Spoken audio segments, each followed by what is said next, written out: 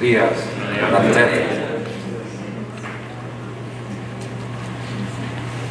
En el bloque número 8, competencias STEM, Science, Technology, Engineering and Mathematics, nuestro expositor en el día de hoy será el comandante Tefft, director del Departamento de Admisiones de Massachusetts Maritime Academy. Joshua M. Tefft. El comandante Tefft, director de admisiones de la Academia Marítima de Massachusetts. Poco más de 2 años ha estado en la academia durante 6 años, trabajando en varios puestos de oficina de admisiones de Massachusetts College Liberal Arts. Tiene una maestría en ciencias en eficacia organizacional y liderazgo de Charter Oak State College. Tiene una licenciatura en ciencias y administración de empresas.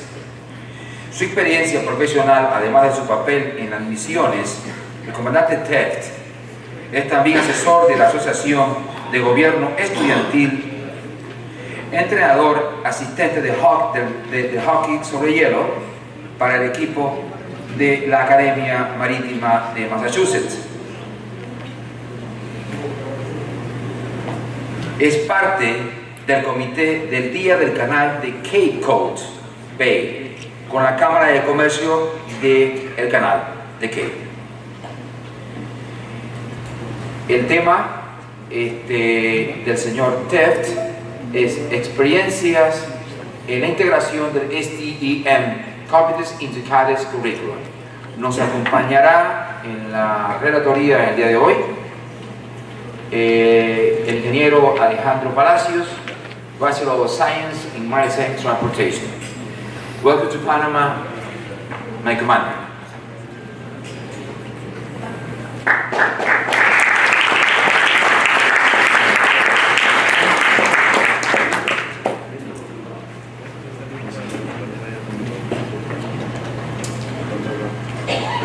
Good morning.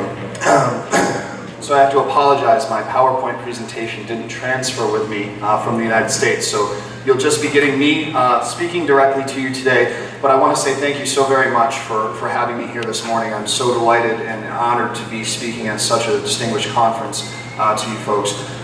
Today I would like to discuss Massachusetts Maritime Academy and how we've used STEM and integrated STEM working that into our curriculum to really give our students what we feel is a true leg up on their opportunities post-graduation. To provide a little history of the Academy, we were founded in 1894 and originally lived in Boston, Massachusetts. We moved down to Cape Cod in the 1940s and eventually to our current location in Buzzards Bay, Massachusetts, right at the mouth, the west end of the Cape Cod Canal. When thinking about how Massachusetts Maritime Academy approaches our educational philosophy, we have 2 significant steps that we really focus on. The first is our learn, do, learn model, and that's the integrated STEM component that we have. And I'll touch on that again in a moment. But the bigger piece, or one of the other pieces of our educational philosophy is our regiment of cadets. So I see many of the UME cadets here with us today who are very familiar, some that may even come over and studied with us at some point during their careers. But we use that leadership laboratory as an opportunity to teach our students how to be followers, how to be leaders, and ultimately how to be successful when they get out into the work world. Going back to our learn, do, learn philosophy, it's the Academy's philosophy in education to teach our students something in the classroom, allow them to apply it in practical application in the real world, and then come back to the classroom and learn on that again. And we do this in the micro picture, so the day-to-day operations of the Academy, in the sense that we might have a lecture, and that follows with a laboratory in which our students apply what they've learned, and then they have the opportunity to build on that experience. We also do it in our macro, our larger picture, in which our students have the opportunity to come for a fall semester, September through December, and then in January, February, go out and actually apply what they learned in the fall term. So we'll see our students go on sea term for 6 weeks, where they cruise through ports, including Panama, where we will be next year, January or February of 2020. For certain students in our marine sciences major, they live on a wildlife preserve for up to 15 days in Bermuda. Our emergency response and management students will participate in Habitat for Humanity in Florida, while our energy systems or green energy students will actually go down and study sustainability in Costa Rica. For our maritime business students, they have the opportunity, starting in their sophomore or junior year, to choose from multiple experiences. And after everything is said and done, all those students return back to campus with that real-world, real-life applicable experience and bring it back into the classroom to go back to the learn. So we consistently and constantly are thinking of the learn, do, learn model. When the Academy first was founded, we taught just merchant mariners. So we had our marine transportation degree, and then eventually added marine engineering. But we realized eventually that there was not going to be a sustainable model for us to only have 2 programs. And so we started introducing things like facilities engineering, land-based power management, our emergency response and environmental protection, as we started to see a more stronger focus on environmental compliance and conservancy. International business and logistics, as that became more important, and most recently, energy systems engineering for green and renewable energy resources. And the purpose for us having this migration was directly related to integrated STEM. We live in a technological world.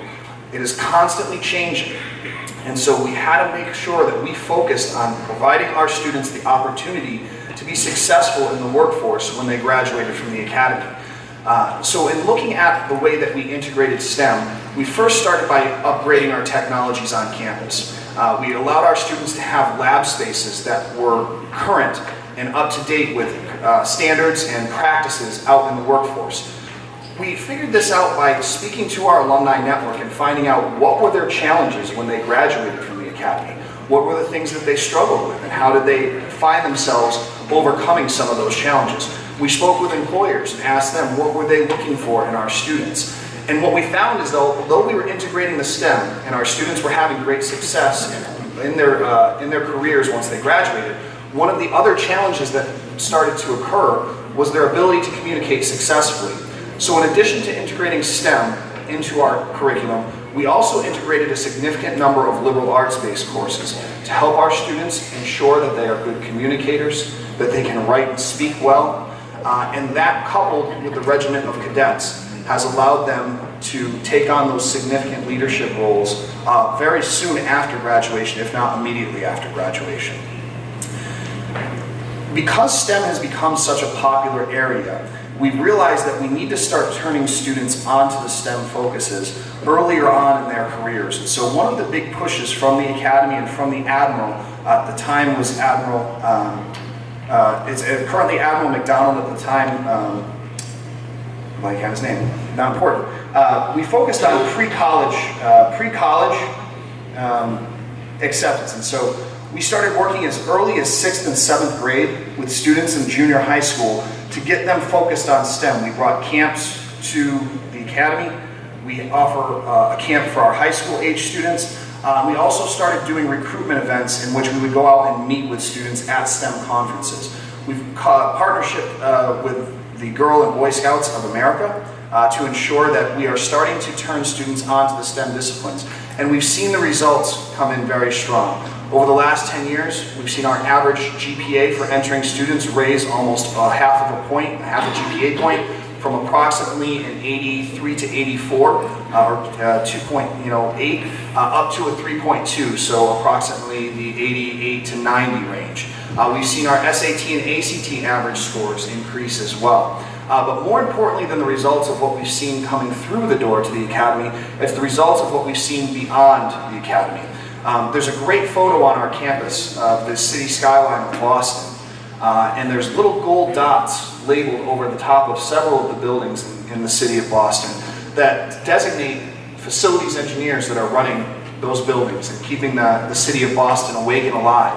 And there's over 61 significantly large buildings in Boston that our alumni are currently running, including some of the major hospitals, Gillette Stadium where the Patriots play, and members of the team that run the TD Garden where the Bruins and Celtics play. We've also kind of gotten very fortunate to have some of what we consider the cool jobs. And so these are opportunities for our students to go out and work as environmental compliancy officers on cruise ships, business continuity through our emergency management program. And we've recently partnered with the local fire departments to offer our students the opportunity to earn firefighting certificates and work with our local fire departments as volunteer firefighters. So it's through these different programs and relationships that we've really tried to integrate the STEM components to allow our students the success to go on, to graduate and have wonderful careers. So that is my brief presentation this morning. I thank you all very much for having me, and I look forward to answering any questions you may have.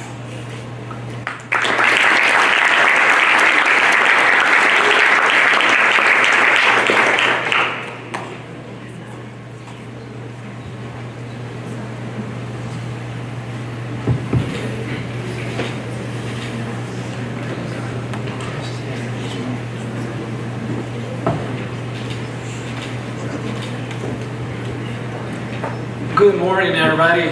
So my name is Alejandro Palacios, and I'm really glad to be here today in front of you, in front of Commander Tefft and all the UMIP staff. Real quick, because I know we're running short on time, brief summary of what Commander Tefft just said. Very important things. STEM education, what is it? It stands for science, technology, engineering, and math. You know, it's not a typical curricula you follow as a student. It's actually an interconnected education which integrates cross-training among different fields that at the end just make you a more well-rounded professional. You don't anymore like just specialize in one area, which is very useful and unique and valuable in the industry, but also aside from being real good at one thing, you would also want to be really good at several other things that just make you more well-rounded professional. So, I know you talked about how Massachusetts Maritime Academy has a lot of diverse program, honestly internationally within the United States, just for the sole purpose of integrating the cadets into a more understanding environment of the marine industry, shipping, biology, everything. So if you could talk to us about, real quick, mostly on the feedback that you've received from these students and faculty which also go with these students on the trips. What can you tell us about, for example, I know they go to Singapore and Denmark for like a whole semester. How have they applied that STEM education and bring it back? Sure. So our faculty has worked very closely with other institutions, universities, organizations to determine what is most applicable.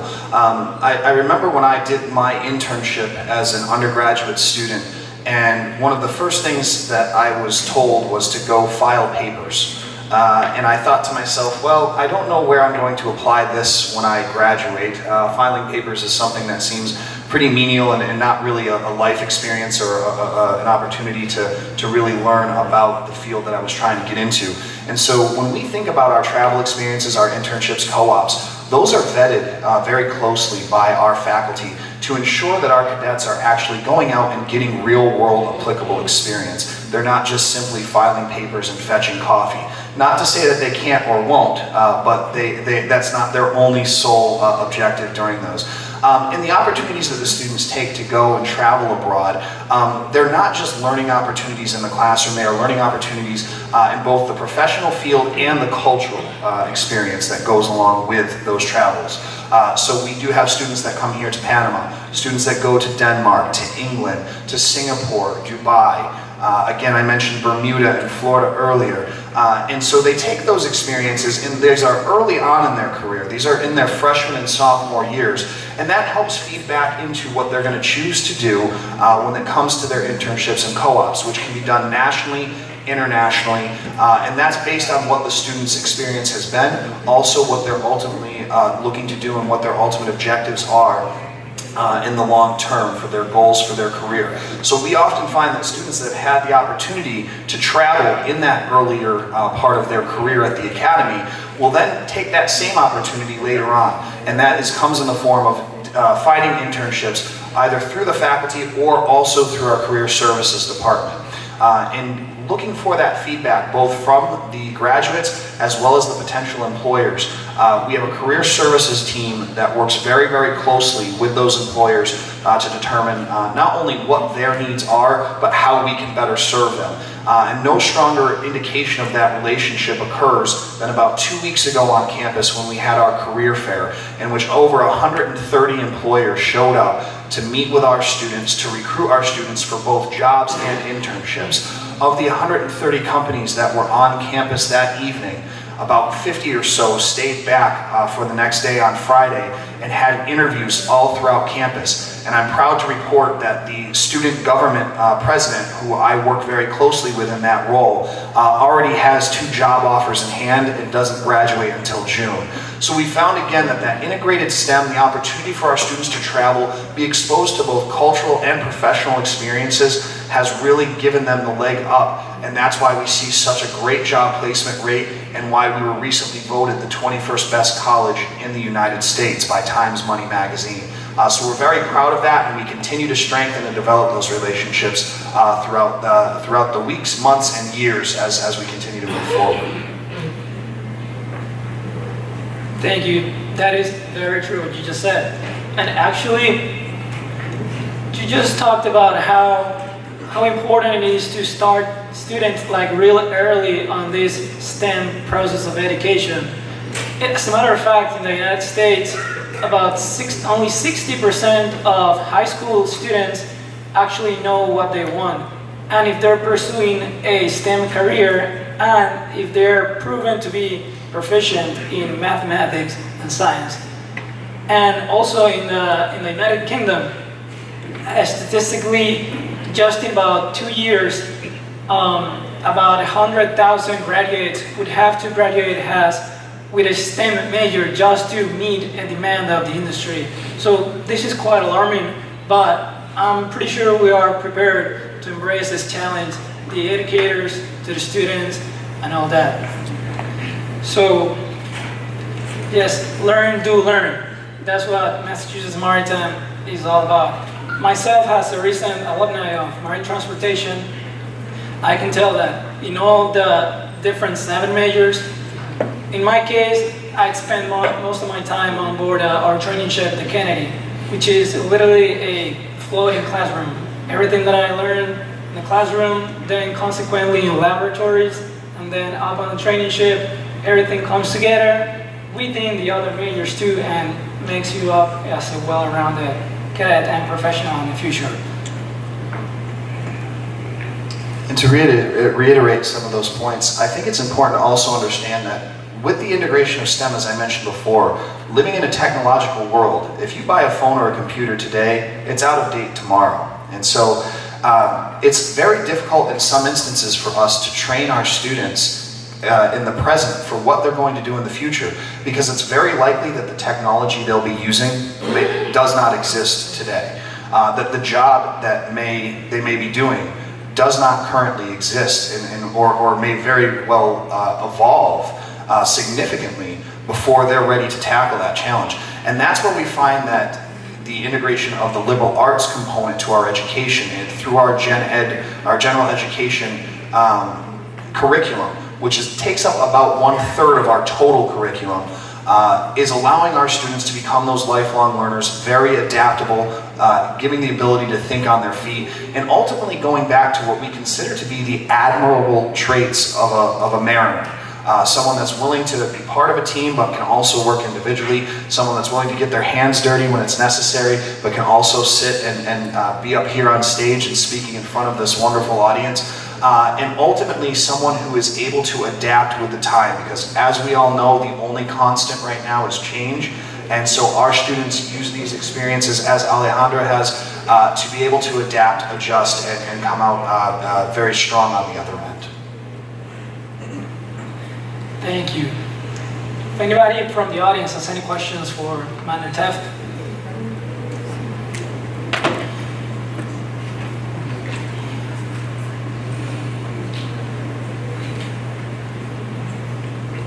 A very good morning.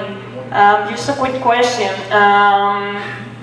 If you're in the university, has any postgraduate programs, master degree programs that integrates STEM curriculum on it.